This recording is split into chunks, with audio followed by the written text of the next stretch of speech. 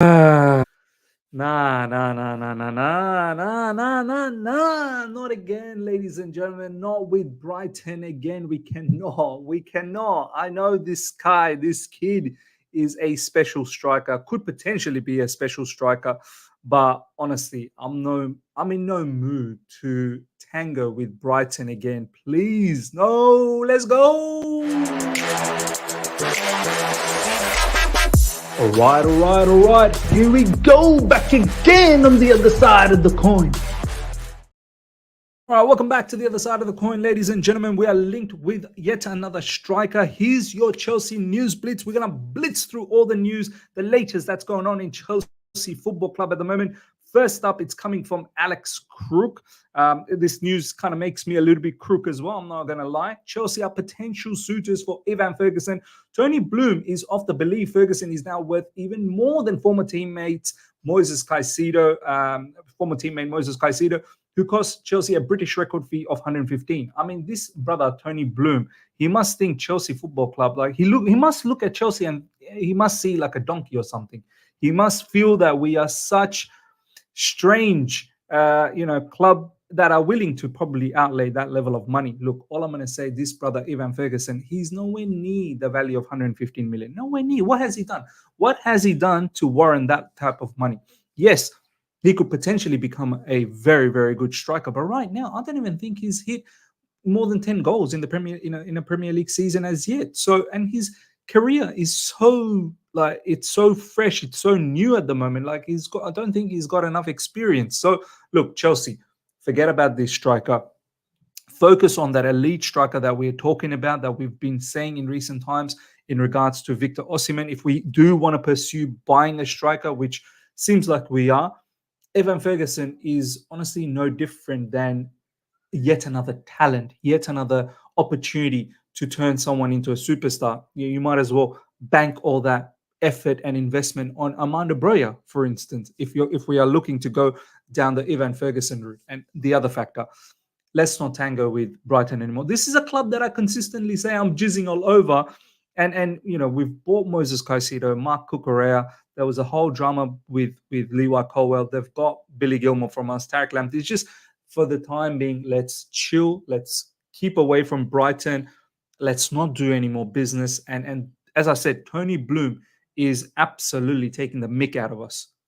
He's absolutely. I mean, I know he's not mentioned Chelsea here, but he knows only one club at the moment in the Premier League is probably going to outlay that level of money, and it's Chelsea.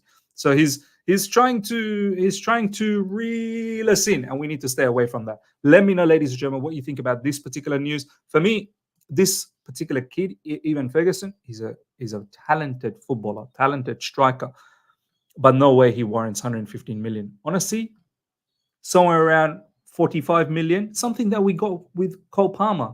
That is something that I can entertain. 115 million? You've got to be joking me.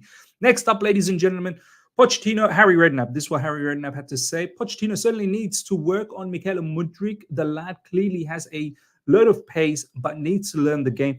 But you'd have thought for nearly 90 million, he would do that already. And this is another issue. This is coming from Harry Redknapp. I just want to continue on because there's another individual in the likes of Roberto Di Matteo who's saying world-class players have consistency. So if Mikel Mudryk can perform at the high level every week, then he'll be on his way to becoming world-class footballer. He's shown glimpses of it, but he needs to produce those performances every game. That's the difference between an average player and a world-class player. So two individuals here, Roberto Di Matteo and Harry Redknapp, more or less saying the same thing in regards to Mikel Mudryk. Look, I kind of agree with both of these brothers over here, Redknapp and Di Matteo, in the sense that he has shown glimpses of being an elite level footballer. You can see the purple patch, the few games that we had before he got injured recently. I think he went through a phase of 3 or 4 starts and he was doing really well, scored a goal against Arsenal, fortuitous one, of course, but you can see something was developing. The thing about Mudryk, and I agree, for 90 million, you'd think that he would have a lot of the other facets of the game quite polished already. I know he's young, he's not played enough football, but you'd think in terms of footballing IQ, in terms of just taking in instructions from the coach and executing that in the field. You'd think he'd have that, and you know what? Mudryk just doesn't have that. Raw materials, raw ingredients in abundance for Mikel Mudryk. I believe in Mikel Mudryk. I sincerely think this guy can be an immense footballer for us. Immense. The amount of raw talent he has. If we can just hone in on that, and if we can just sit him down and give him instructions. But this is the thing. You can give instructions. You've got to be able to execute that. And I think this is where Modric lacks at the moment, the execution and just that understanding. I think that's what lets him down. But this is up to Pochettino. I sincerely think that Pochettino is doing a really good job with Mudryk. Let's see what happens after the international break, whether Mudryk can get some starts. There were times where before he got injured in recent times that he was starting, and that once again that injury has halted that situation. So look, he needs consistent game time, but at the same time he needs to show far more understanding of the game. With the level of money that we've paid, it's almost like teaching him from elementary level, and that's something I agree somewhat with Harry Redknapp. But as I said, talented footballer. Let's just hope and pray that it all falls together. The one thing I will say, his attitude is great. I know in last season there was some online shenanigans that he did, but overall his work ethics, the way he trains, everything is bang on. It's just, can you take the information in and go and execute? And that seems to be Mikel Mudryk's big problem. Let me know, ladies and gentlemen, do you agree with what Roberto Di Matteo said and Harry Redknapp in regards to Mikel Mudryk? Next up, Andre Townsend is saying, it surprises me that Manchester City didn't insert a buyback clause for Cole Palmer. He's clearly capable of going onto the world-class level. I agree, absolutely. And you know what? That is quite a bit strange. Like, you see us, how we operate, Chelsea Football Club, in recent times. We've been putting sell-on clause, buyback clause. Our board is very smart with the kind of talented players that we're letting go, right? For instance, Tony Livramento, that was in the previous regime.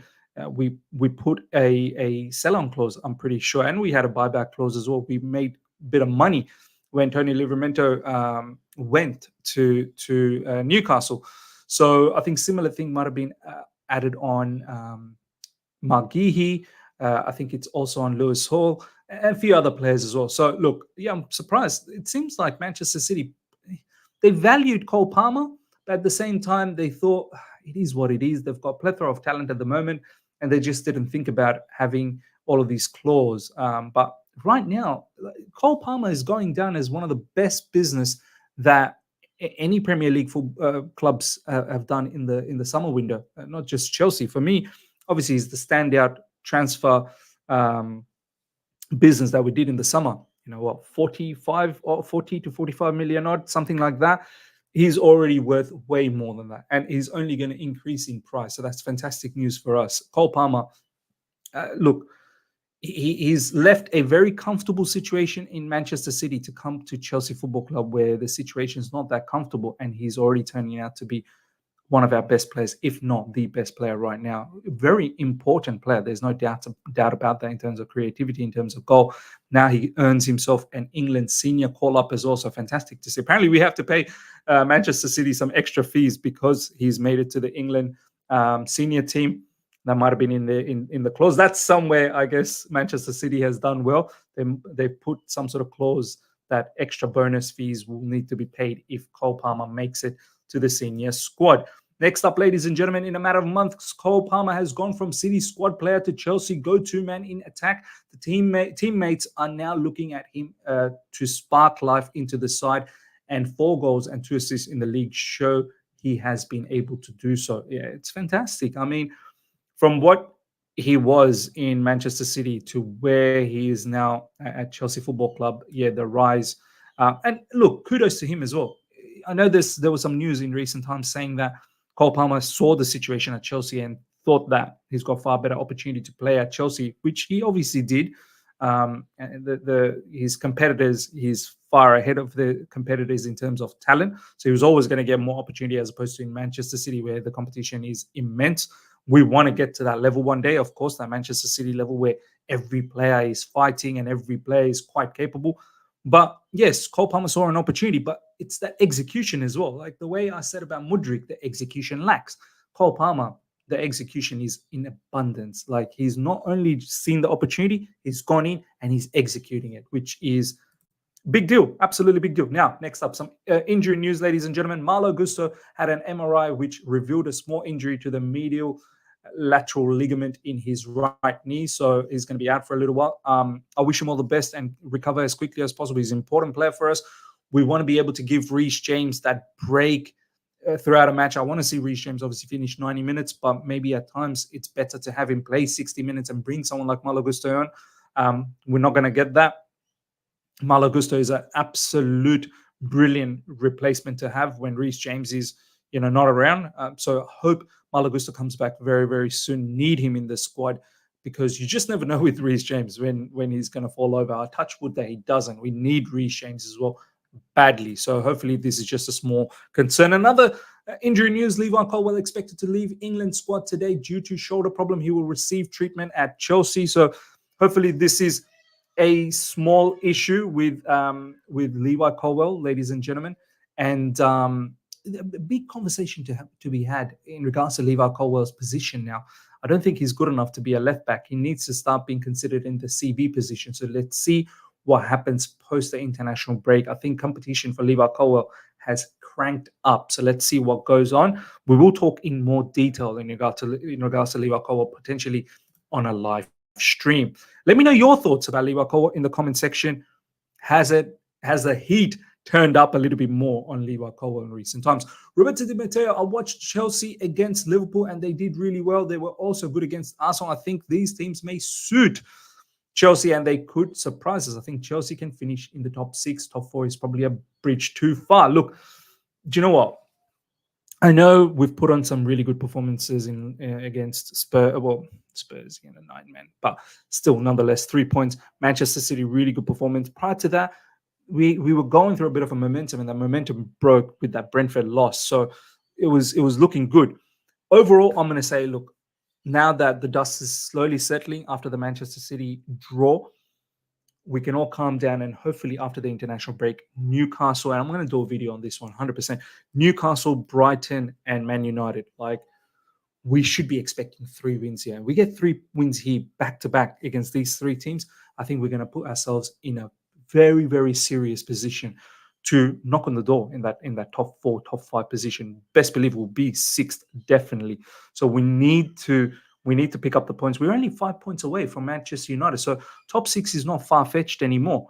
And to make it into the top 4, it's just a matter of being consistent and, playing on with that momentum, trying to pick up as many 3 points as possible. Those top teams will start dropping points. Spurs will start dropping points. They've already had 2 back-to-back losses, and we're going to see more issues in that top side of things. Maybe not from Manchester City, maybe not from Liverpool, but you best believe in the likes of Arsenal, in the likes of Spurs, as I said, Aston Villa will keep dropping points. So we do need to pounce in those situations. Ladies and gentlemen, I hope you guys have enjoyed this. Smash the like button if you're here for the first time. Subscribe, hit the bell notification to stay in touch with all my content. I shall see you guys for a live stream later tomorrow, roughly around 10 a.m. ish UK time. Until then, everyone, take care and see ya.